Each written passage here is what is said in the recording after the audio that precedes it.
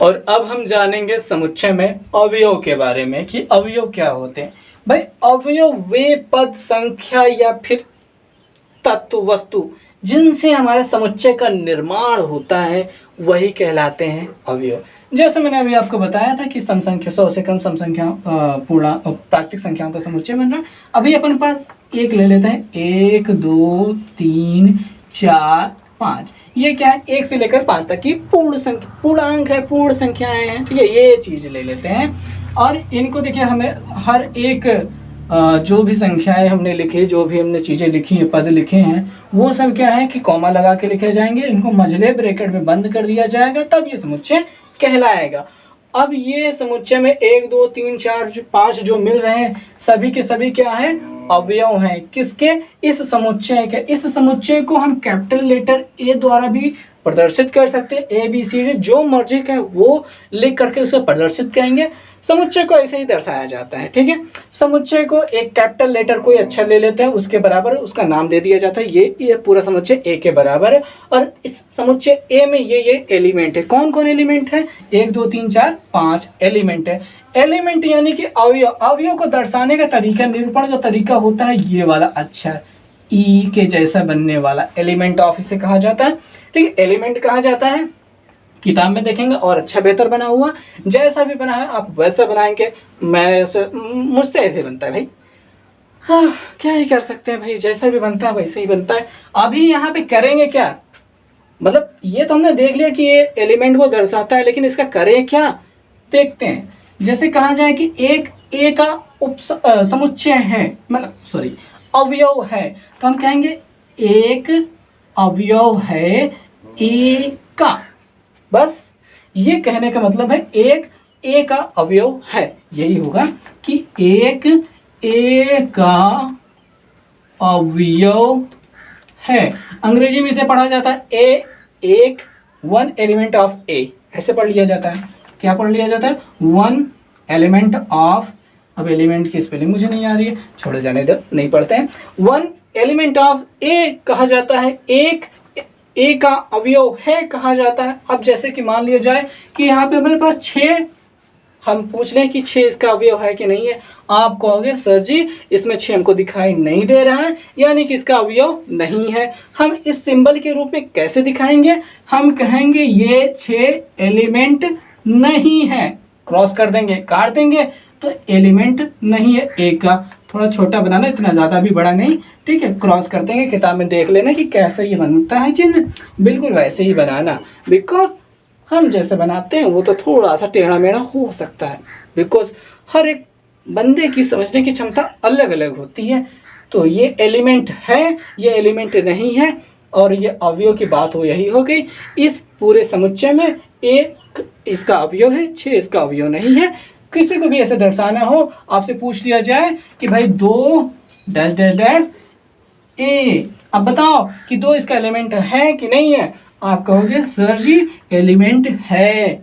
और अगर मैं पूछ लेता यहाँ पे 7, आप क्या कहते हैं, नहीं है। सिंपल, बहुत ही आसान है ना। तब अगर आप देखेंगे अपनी प्रश्नावली में, प्रश्नावली 1.1 अरिहंत की जो किताब है उसमें आपको क्वेश्चन नंबर जो मिल जाता है 2, उसमें कौन कौन सी बातें कही गई हैं कि 3 एलिमेंट ऑफ 1 2 3 4। क्वेश्चन को हम लिखते हैं, थोड़ा सा बात को समझते हैं कि दूसरे क्वेश्चन में हमसे क्या कहा जा रहा है। दूसरे क्वेश्चन में आपसे पूछा जा रहा है कि इसमें से कौन सा सत्य है, कौन सा असत्य है। कहा गया है कि 3, पहला जो उसका है उसमें कहा गया 3 एलिमेंट ऑफ, ऐसे बनाया गया है ब्रैकेट, जिसका मतलब ये समुच्चय स्टार्ट हो गया 1 2 3 एंड 4 ब्रैकेट बंद। बोलो 3 इसका एलिमेंट है कि नहीं। आपको बस इतना से करना है कि 3 इसमें दिखाई दे रहा है कि नहीं दिखाई दे रहा है, दिखाई दे रहा है, अवयव है, यानी कि ये क्या है, सही है। गलत वाला कैसे हो सकते हैं, जैसे कि हम यहाँ थर्ड वाला क्वेश्चन ले लेते हैं या फिर सेकंड वाला क्वेश्चन ले लेते हैं। सेकंड वाला क्वेश्चन क्या कहा गया है, सेकंड वाले क्वेश्चन में कहा गया है टी एलिमेंट ऑफ, और यहाँ पे क्या बना दिया गया है, ब्रैकेट बना दिया गया है, और इसमें AEIOU को दर्शाया गया है, ब्रैकेट बंद हो गया है। अब क्या टी इसमें दिखाई दे रहा है, नहीं दिखाई दे रहा भाई, सिंपल सी बात, AEIOU है, टी है ये नहीं है, नहीं है तक नहीं है, असत, सिंपल सी बात, बहुत ही लॉजिकल, बहुत सिंपल सी बात है।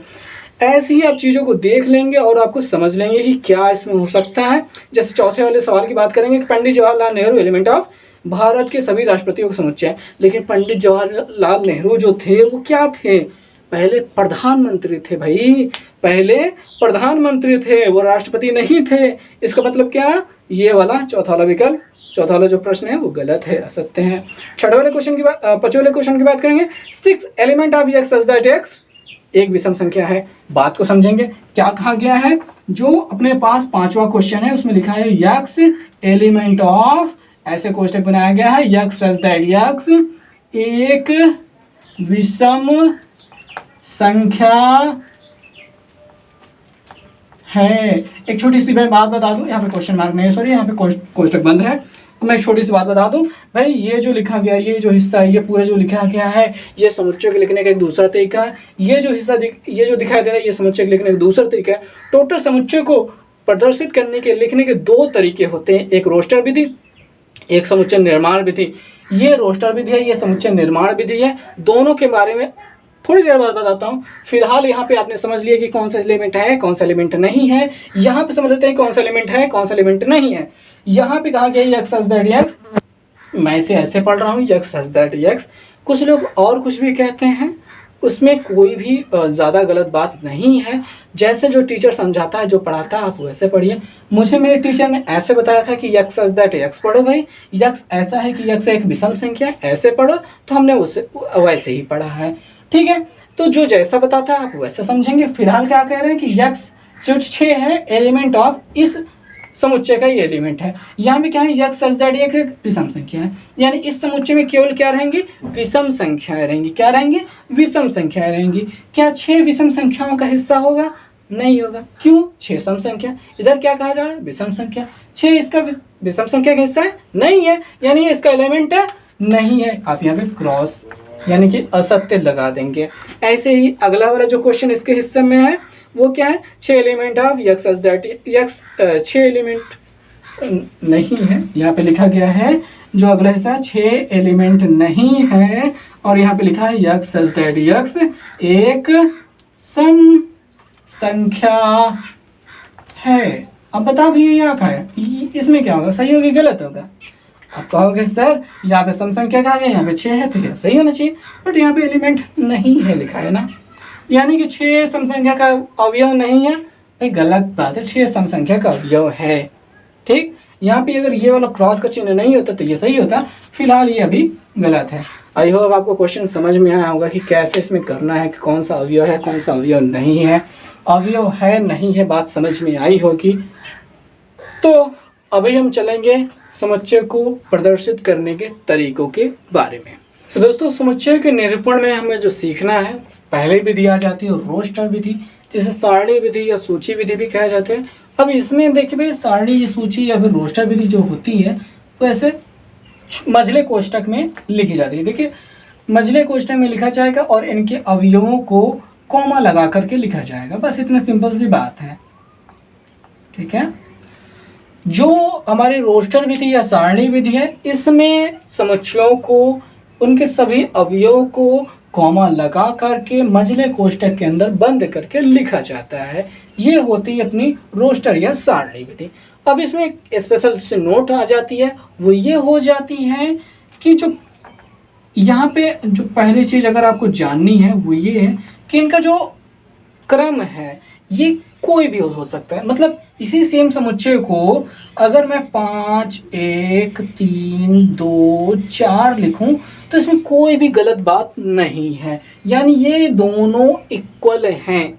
ठीक है, ये थोड़ा सजा सजा लग सकता है, लेकिन अगर मैं बात कहूं कि समुच्चयों को लिखने की सारणी रोस्टर विधि में क्या ये गलती है, तो ऐसे कोई गलती नहीं है।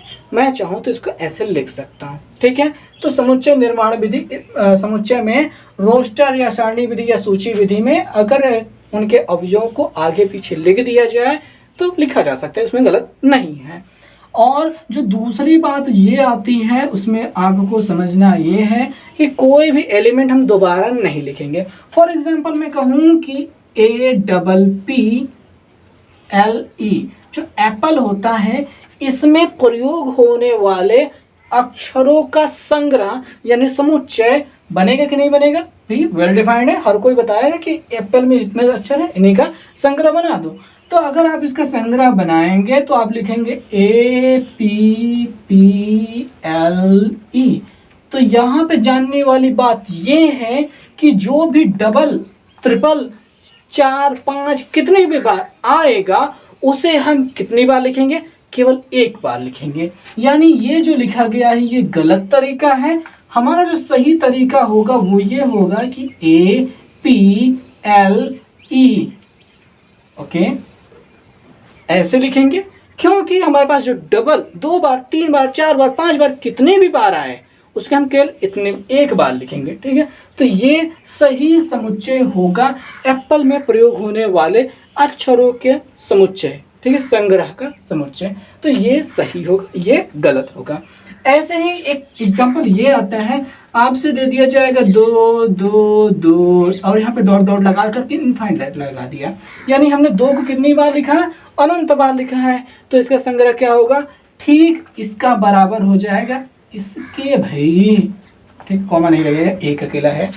तो चाहे जितनी बार आप 2 लिखेंगे, अनंत बार, 1000 बार, लाख बार, करोड़ बार, लेकिन उसको केवल एक ही अवयव माना जाएगा।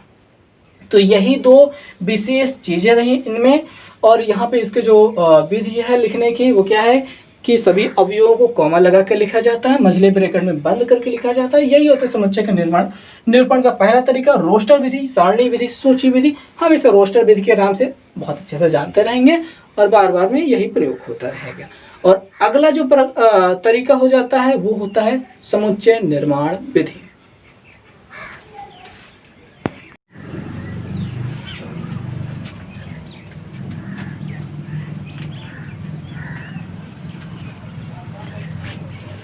सो दोस्तों, इस विधि में हम समुच्चयों को इस प्रकार से लिखते हैं कि उनके गुण, देखिए समुच्चय निर्माण या गुण विधि से कहा जाए, समुच्चय निर्माण विधि कह लें या फिर गुण विधि कह लें, ये वही विधि है। अब इसमें क्या है, गुण विधि के नाम से आप जान सकते हैं कि यहाँ पर समुच्चयों के गुण विशेष को मान्यता दी जाती है, वरीयता दी जाती है, उसी को के लिए लिखा जाता है। उसमें कौन कौन से अवयव प्रयोग होने वाले हैं इनके बारे में हमें हमको बिल्कुल नहीं लिखना है, बस हमको उनका जो गुण है, क्वालिटी है, वो लिख लेते हैं। कैसे लिखेंगे? हम इनको ऐसा लिख सकते हैं कि A = A क्या है, वो समुच्चय का नाम है, और हमको यहाँ पे मझले कोष्ठक में ऑफिस से बात वहीं पे बंद करना है और लिखना है x सच दैट x ऐसा है कि क्यों x, क्यों क्या है, ये इसकी क्वालिटी को रिप्रेजेंट करता है। क्यों क्या है, उसकी क्वालिटी यानी विशेष गुण को रिप्रेजेंट करता है। और वहाँ पे मतलब x सच दैट ये ऐसे लिखा जाएगा, उसके बाद आगे बढ़ा के चीज़ों को लिखते जाएंगे। जैसे हमने तभी एग्जाम्पल लिया था, क्या लिया था भैया? लिया था हमने 1 2 3 4 5 लिया था भाई, इतनी सी बात हमने ली थी। ये क्या है, एक रोस्टर विधि में लिखा गया 1 से लेकर 5 तक की संख्याएं हैं। अब इसको हम प्राकृतिक संख्या भी कह सकते हैं या फिर हम धनात्मक पूर्णांक भी कह सकते हैं। पर प्राकृतिक संख्या लेंगे तो उस हिसाब से अगर हम इसके गुणों को देखें तो इसमें गुण क्या बनते हैं। अगर ये समुच्चय हम ले लेते हैं Z या फिर हम ले लेते हैं C है, ये एक समुच्चय C है, तो हमारा C क्या मिलेगा? C = कोष्ठक में x सच दैट x एक धन पूर्णांक है या फिर प्राकृतिक संख्या, एक प्राकृत संख्या है। ठीक है, कॉमा लगाइए, प्राकृतिक संख्या है, कॉमा लगाइए। क्या ये सभी प्राकृतिक संख्या? हाँ बिल्कुल, हमने प्राकृतिक संख्याओं को लिखे, x सच दैट x एक प्राकृतिक संख्या। ये सब क्या है, हम यहाँ पे x का मतलब क्या है, एक अवयव को रिप्रेजेंट कर रहा है, एक अवयव को, यानी ये क्या है, एक प्राकृतिक संख्या, ये भी प्राकृतिक संख्या, ये भी प्राकृतिक संख्या, ये भी प्राकृतिक संख्या, ये भी प्राकृतिक संख्या, सभी प्राकृतिक संख्याएं हैं। लेकिन ये जब यहाँ पे जो x है ये क्या है, <6 है, 6 से कम है। बस हो गया, काम खत्म।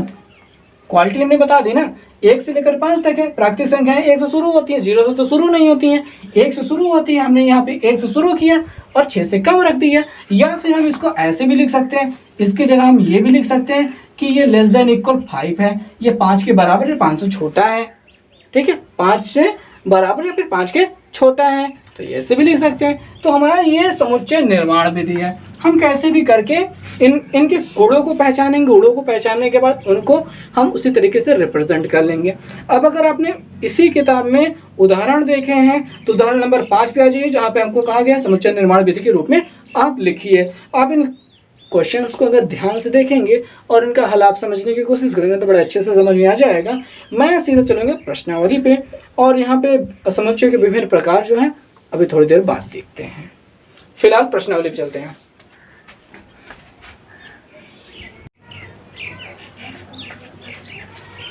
तो दोस्तों अब प्रॉपर तरीके से क्वेश्चन को शुरू करते हैं। तीसरे क्वेश्चन से लेकर के हम 7वें क्वेश्चन तक चलेंगे, जहाँ तक कि हमारा 7वें ठीक है, हाँ 7वें क्वेश्चन तक पहुँचेंगे, जहाँ पे हमें रोस्टर विधि तक बातें समझनी है। जहाँ मतलब कि हमने अभी तक जिन बातों को समझ लिया उन बातों को हल करके भी देख लेते हैं।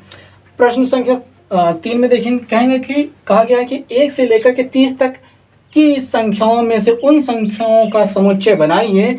अब प्रकार दिए गए जिनके अंत में 5 हो, जिनके अंत में 7 हो, जिनके अंत में 0 हो। ये तीनों की तीनों एक ही प्रकार की चीजें हैं। मैं केवल पहला बताऊंगा, बाकी दोनों आप खुद कीजिए, क्या मजा आएगा। मजा आने के लिए भाई यहाँ पे देखो कोष्टक बनाते हैं, कोष्टक बनाते हैं। जिनके अंत में 5 हो, क्या हम 5 लिख सकते हैं? अंत में 5 ही तो है, ठीक है। 1 से लेकर 30 तक लेना है। उसके बाद क्या 15 ले सकते हैं? ठीक, अंत में 5 है। उसके बाद क्या 25 ले सकते हैं? अंत में 5 है। उसके बाद क्या 35 ले सकते हैं? अंत में 5 है। लेकिन मैं रुको, 30 तक की तो बातें किया है। अब 30 के अंदर रहो ना, बाहर क्यों जा रहे हो? बाहर क्यों जा रहे हो? बस इतना सा लिखो ना, हो गया।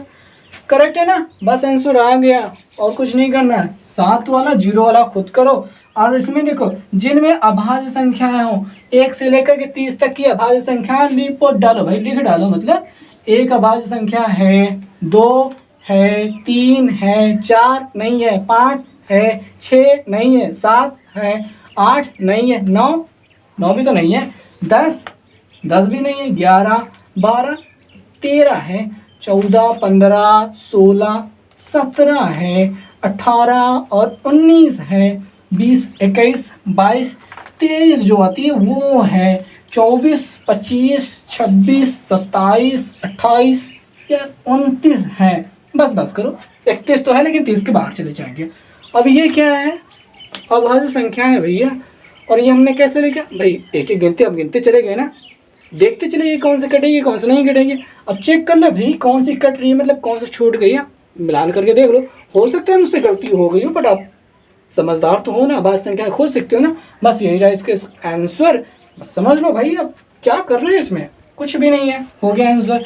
ऐसे ही लिख देना है। ये आपको क्वेश्चन लिखना है, नीचे आंसर लिख देना है, ऊपर काली पेन से लिखना है, नीचे नीली पेन से लिख देना है, हो गया। और कोई दिक्कत? बिल्कुल नहीं।